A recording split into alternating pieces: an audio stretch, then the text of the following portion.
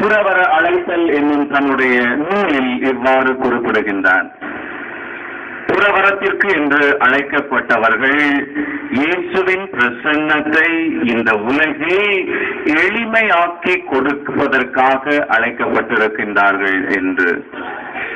இயேசுவின் பிரசன்னத்தை இந்த உலகில் எளிமையாக மாற்றி கொடுக்கக்கூடியவர்கள் துறவிகள்.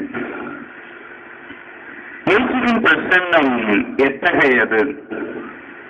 இயேசு பிறந்ததால் அவர் காலத்து மக்களுக்கு என்ன பயன் கிடைத்தது? பணக்காரர்கள், உயரிய பதவியில் இருந்தவர்கள், அரசர்கள், ஆளுநர்கள், இவர்கள் எல்லாம் இயேசுவை வெறுத்தார்கள். அவர்களோடு சேர்ந்து தலைமை குருக்கள், மறைநூல் அறிஞர்கள், பரிசேயர்கள், சதுசேயர்கள் என்று பலர் வெறுத்தார்கள். இயேசுவின் பிரசன்னத்தை அவர்களால் தாங்கிக் கொள்ள முடியவில்லை. ஆனால் அது ஒரு சிறிய குழுமம். பெருமதியான மக்களை பார்த்தால் இயேசுவின் பிரசன்னத்திற்காக பட்டினி பசியோடு ஏங்கி தவித்தார்கள்.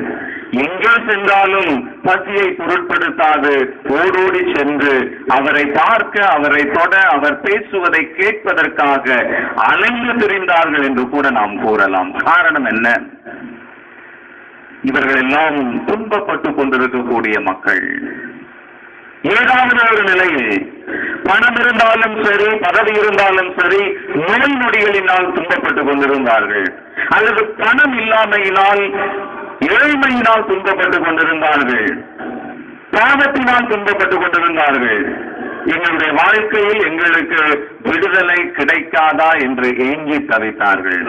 இயேசுவின் நிழல் எங்கள் மீது படாதா? இயேசுவின் ஆடையின் விளிம்பினை நான் தொட முடியாதா?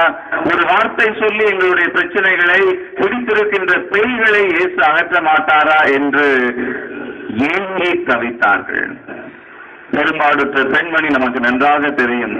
இயேசு என்னை நேரடியாக பார்க்க வேண்டாம், இயேசு என்னை கரங்களினால் தொட வேண்டாம், இயேசுவின் நிழல் என் மீதும் பட வேண்டாம், ஆனால் நான் அவருடைய ஆடையில் விளிம்பினை தொட்டால் போதும், குணமடைவேன் என்று இயேசுவுக்கு தெரியாமலேயே இயேசுவின் சக்தியை பிடுங்கி சென்ற அந்த பெண், குணமாகி அந்த பெண், விசுவாசத்தோடு தொட்ட அந்த பெண்.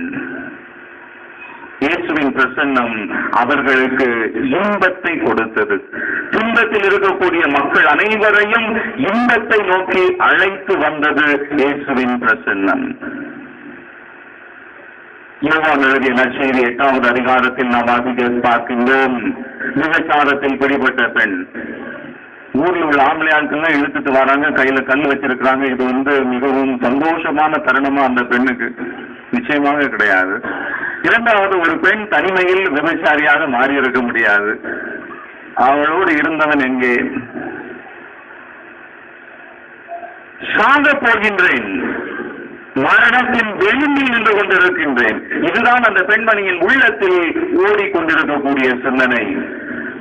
உடலை சார்ந்த மரணம் மட்டுமல்ல, நல்லதொரு வாழ்க்கைக்கான ஆன்மீக மரணத்தை ஏற்கனவே அவள் அனுபவித்து விட்டாள், தவறான வாழ்க்கையின் பாதையில் சென்றதனால். சரி, இனிமேல் நமக்கு என்ன விமோசனம் இருக்கின்றது, மீட்பு இருக்கின்றது? ஒருவேளை அங்கே இருக்கக்கூடிய இயேசுவும் ஏனைய ஆண்களிடமிருந்து ஒரு கல்லை பிடிங்கி முதல் கல்லை எறிந்து விடுவாரோ என்று கூட அந்த பெண் பயந்து கொண்டிருந்திருக்கலாம். ஆனால் இயேசுவின் பிரசன்னம் அந்த பெண்ணையும் ஆண்களையும் மாற்றியது. இனிமேல் பாவம் செய்யாதே என்று சொல்லி அந்த பெண்மணியை அனுப்பி வைக்கின்றார். திருச்சபையின் மரபு கூறுகின்றது, அந்த பெண் தூயதொரு வாழ்க்கையை வாழ்ந்து புனிதையாக மாறினாள் என்று. அந்த ஆண்களும் தங்களுடைய குற்றத்தை ஏற்றுக்கொண்டு மனம் திரும்பியவர்களாக கற்களை கீழே போட்டுவிட்டு சென்று விடுகின்றார்கள். மனம் மாறி, இல்லை என்றால் இயேசுவாவது வேறு எவராவது அவர் சொல்வதை சொல்லிக் கொண்டிருக்கட்டும், எழுங்கள், வெளியே இழுத்து சென்று கல்லால் எறிந்து கொள்வோம் என்று அவர்கள் நினைத்திருக்கலாம். நினைக்கவில்லை. உள்ளத்தில் இருந்த பாவம் என்னும் ஒரு நிகழ்வு கொடுத்த துன்பத்திலிருந்து அங்கிருந்த அனைத்து ஆண்களும் விடுதலை பெற்று மகிழ்வோடு திரும்பினார்கள். மத்தேயு எழுதிய நற்செய்தி 9வது அதிகாரம் 9வது வசனத்தில் பார்க்கின்றோம். இயேசு மத்தேயுவை அழைக்கின்றார். மத்தேயு பணக்காரன், அரசாங்க அலுவலன். பணம் இருந்தது, பதவி இருந்தது, ஆனால் சமுதாயத்தில் சரிசமமாக வாழக்கூடிய அந்தஸ்து இல்லை. ஏனென்றால் வரி வசூலித்ததால் யூதர்கள் எல்லாம் அவர்களை புறக்கணித்தார்கள். நல்லது கெட்டது என்றால் அவர்களோடு யாருமே உறவு கொள்வது கிடையாது. ஆனால் இயேசு அவ்வாறு இருந்தாரா? பணம் இருந்து என்ன பயன், பதவி இருந்து என்ன பயன், ஏனையவர்களோடு நான் சரிசமமாக பழக முடியவில்லை என்கின்ற ஏக்கம் மத்தேயுவின் உள்ளத்தில், அவருடைய குடும்பத்தாரின் உள்ளத்தில், அந்த தொழிலை செய்து வந்தவர்களுடைய உள்ளத்தில். ஆனால் இயேசுவின் பிரசன்னம் அதை தலைகீழாக மாற்றுகின்றது. நீயும் என்னை போன்றவன் தான், நீயும் ஏனையவரை போன்றவன் தான், சரிசமமாக இருக்க வேண்டும். ஆபிரகாமின் குழந்தைகள் அனைவருமே, மகன்கள் மகள்கள் அனைவருமே சரிசமமாக இருக்க வேண்டும். இதோ என்னோடு வா, என்னுடைய சிறிய குழாமில் உன்னை ஒருவராக நான் ஏற்றுக்கொள்கின்றேன் என்று அவரை மேலே தூக்குகின்றார். சமுதாய இழிநிலையில் இருந்து மகிழ்ச்சி அடைகின்றார் மத்தேயு. தொழுநோய் பிடித்த ஆண்கள் பெண்கள் யாருமே குடும்பத்தினரோடு ஒட்டி உறவாட முடியாது. ஊருக்கு வெளியே அவர்களுக்கு என்று இருந்த குடியிருப்பில் தான் இருக்க வேண்டும். பெற்ற பிள்ளைகளோடு கொஞ்சம் மகிழ முடியாது, வீட்டிற்குள்ளே நுழைய முடியாது, எதையும் தொட முடியாது. இது மகிழ்ச்சியான அனுபவம் கிடையாது. என்னைக்குடா இந்த நோய் போகும், வீட்டுக்கு திரும்பி போகலாம் என்கின்ற ஆவல் தான் இருக்கும். இயேசுவின் பிரசன்னம் அவர்களுக்கும் மகிழ்ச்சியை கொடுத்து குணமாக்கி வீட்டிற்கு அனுப்பி வைத்தது.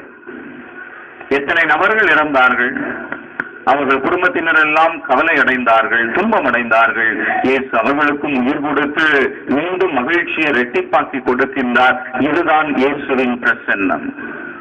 துறவியர் இயேசுவின் பிரசன்னத்தை எளிமையாக மாற்றி இவ்வுலகில் கொடுக்க வேண்டும் என்றால், அன்பு அருள் சகோதரிகளே, அன்பு அருள் தந்தையர்களே, அனைத்து அருள் தந்தையர்களும் துறவர தந்தையர்கள், எனவே மகிழ்ச்சி, உங்களுடைய பிரசன்னம் இயேசு அவருடைய காலத்தில் கொடுத்த மகிழ்ச்சியை கொடுக்க ஏதுவான பிரசன்னமாக இருக்கின்றதா?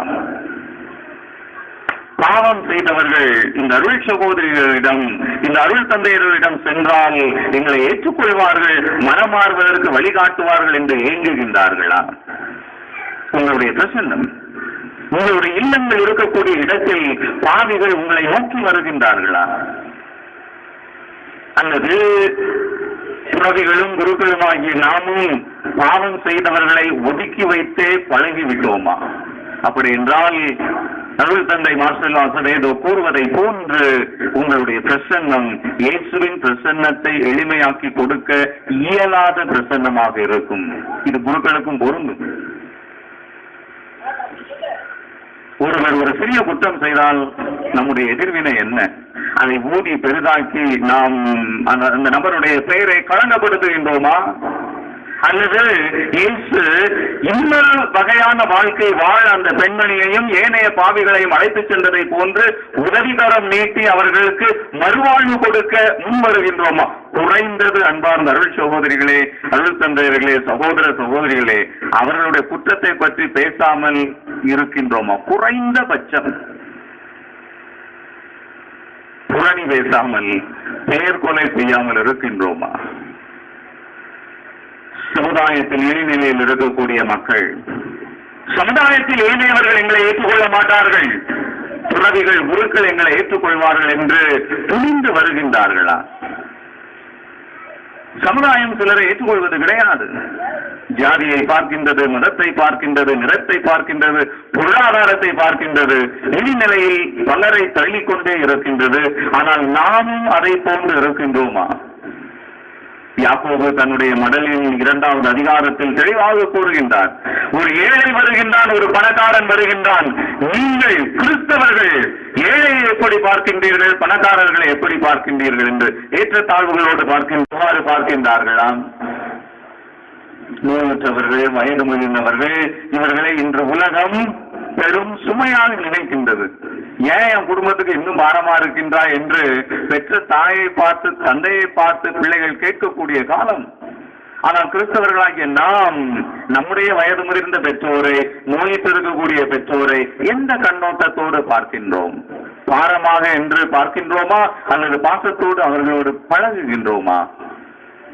ஒரு நாளைக்கு 5 நிமிஷம் வயது முதிர்ந்த நம்முடைய பெற்றோர் படுத்த படுக்கையில் கிடக்கக்கூடியவர்களோடு அன்பாக பேசினாலே போதும், எப்ப எனக்கே இது போதும், மன நிறைவாக இருக்கின்றது என்று அவருடைய உள்ளத்தில் புத்துணர்ச்சி வரும். என்னுடைய மகன், என்னுடைய மகள் என்னை இன்னும் அன்பு செய்கின்றார்கள், என்னுடைய பிரசன்னம் அவர்களுக்கு தேவையானதாக இருக்கின்றது என்கின்ற ஆனந்தத்தில் அவர்கள் சரி ஆண்டவனே என்னுடைய வாழ்க்கையை முடித்துக் கொள்கின்றேன் என்று அவருடைய மரணத்திற்காகத்தான் கொண்டாடுவார்கள், நமக்கு துன்பம் கொடுப்பதற்காக அல்ல. ஆனால் அவர்களுடைய மரணத்திற்கு முன்பாக நாம் நம்முடைய பாசத்தை பொழிகின்றோமா அல்லது நீ பாரமாக இருக்கின்றாய் என்று குற்றம் சொல்லுகின்றோமா? இன்றைய சமுதாயத்தில் கொலை தினமும் நடக்கின்றது, விபத்துக்கள் தினமும் நடக்கின்றன, கருச்சிதைவுகள் தினமும் நடந்து கொண்டே இருக்கின்றன. மனித உயிரின் மாண்பினை யார் மதிக்கின்றார்கள் என்றால் அது மிகப்பெரிய கேள்விக்குறியாக இருக்கின்றது. வாகனங்களை ஓட்டக்கூடிய நாம் முதலில் சாலை விதிகளை கடைபிடிக்கின்றோமா? சிகப்பு நிற விளக்கு இருக்கின்றது என்றால் காவல்காரன் இருக்கின்றாரா என்று ரெண்டு பக்கமும் பார்த்துட்டு இல்லைன்னா ஓடு, எங்கேயாவது முட்டு, யாரையாவது கொல்லு. இந்தியாவில் ஓராண்டிற்கு ஏறக்குறைய 16 லட்சம் மக்கள் சாலை விபத்துகளில் இறந்து கொண்டிருக்கின்றார்கள். எந்த ஒரு அணுகுண்டை போட்டாலும் இத்தனை நபர்கள் இறக்க மாட்டார்கள். ஆனால் இந்தியாவில் அவ்வளவு கேவலம். போக்குவரத்து அமைச்சர் நிதின் கட்கரி அவர்கள் தெளிவாக கூறுகின்றார்கள், 16 லட்சம் மக்கள் ஒவ்வொரு ஆண்டும் இறந்து கொண்டிருக்கின்றார்கள். சாலை விதிகளை கடைபிடிக்கவில்லை என்றால் நீ கொலைகாரன். மனித உயிரின் மீது வைத்திருக்கக்கூடிய மதிப்பு என்ன? கிறிஸ்தவர்களாகிய நாம் அனைவருமே கிறிஸ்துவின் பிரசன்னத்தை எளிமையாக்கி மக்களுக்கு கொடுக்க வேண்டும். அதிலும் குறிப்பாக அழைத்தலுக்கு ஆம் என்று கூறிய துறவிகள் குருக்கள் நிச்சயமாக கொடுக்க வேண்டும். அன்பார்ந்த சேவா சகோதரிகளே, இந்த இல்லம் துன்பப்படக்கூடிய சிறுவர் சிறுமியருக்கு ஒரு அடைக்கலமாக இருக்க நீங்கள் உருவாக்கி இருக்கின்றீர்கள். உங்களை வாழ்த்துகின்றேன். கடவுள் உங்களை நிறைவாக ஆசீர்வதித்து இந்த இல்லத்தின் மூலமாக துன்பப்படக்கூடிய குழந்தைகள், இன்னும் சமுதாயத்தில் முடிந்த நிலையில் இருக்கக்கூடிய மக்களுக்கு இது ஒரு ஊன்றுகோலாக இருக்க வேண்டும். மகிழ்ச்சி இழந்த மக்களுக்கு மகிழ்ச்சியை கொடுக்கக்கூடிய இல்லமாக இருக்க வேண்டும். வாடி வதங்கிக் கொண்டிருக்கக்கூடிய நபர்களை என்றும் வரவேற்கக்கூடிய இல்லமாக இது இருக்க வேண்டும். அப்பொழுதுதான் புறவர அழைத்தலின் மூலமாக நீங்கள் மறைபரப்பு பணி செய்யக்கூடியதற்கு பொருள் உள்ளதாக இருக்கும். இந்த இல்லம் அத்தகைய இல்லமாக இந்த பகுதியில் மாற வேண்டும். யாராக இருந்தாலும் சரி, இந்த இல்லம் அவர்களை வரவேற்று அவர்களுக்கு தேவையானவற்றை கொடுக்க வேண்டும் என்று இறைவனிடம் நாம் அன்றாடுவோம். இறைவனுடைய பிரசன்னம் இந்த அருள் சகோதரிகளின் வழியாக இந்த வளாகத்திலிருந்து, இந்த இல்லத்திலிருந்து சுற்றுப்புறம் எங்கும் பரவுவதற்கு ஏதுவான நிலையில் இங்கு இருக்கக்கூடிய அருள் சகோதரிகளுக்கு இயேசு கனிந்த இதயத்தையும் பாசமுள்ள மனதையும் சேவை செய்யும் கரங்களையும் கொடுக்க வேண்டும் என்று இந்த திருப்பலியில் மன்றாடுவோம். நம்முடைய இருக்கக்கூடிய ஒவ்வொரு குருவும் ஒவ்வொரு துறவியும் அருள் சகோதரியும் இயேசுவின் பிரசன்னத்தை எளிமையாக்கி கொடுக்கக்கூடியவர்களாக இருக்க வேண்டும். இயேசு உடல் பூர்வமாக இங்கு இல்லை என்றாலும் பரவாயில்லை, அவரை போன்றிருக்கக்கூடிய சகோதரிகள் இருக்கின்றார்கள், குருக்கள் இருக்கின்றார்கள் என்று மக்கள் மனநிறைவு அடையக்கூடிய வகையில் அன்புமிக்க அருள் தந்தையர்களே நீங்களும் நானும், அன்புமிக்க அருள் சகோதரிகளே நீங்களும் வாழ வேண்டும். அழைத்தலில் அர்ப்பணம் கொண்டு, அர்ப்பணத்தில் ஆனந்தம் கொண்டு, அந்த ஆனந்தத்தை பணியின் மூலமாக வெளிப்படுத்துகின்ற பொழுது இயேசுவின் பிரசன்னம் நாம் இருக்கக்கூடிய இடத்தில் நிறைவாக இருந்து பலதரப்பட்ட மக்களின் துன்பத்தை போக்கியதை போன்று நம்மத்தில் துன்பப்படக்கூடிய மக்களையும் நிச்சயமாக போக்கும். அதற்கு தேவையான வரத்தை நற்கருணை நாதரிடம் நாம் கேட்போம்.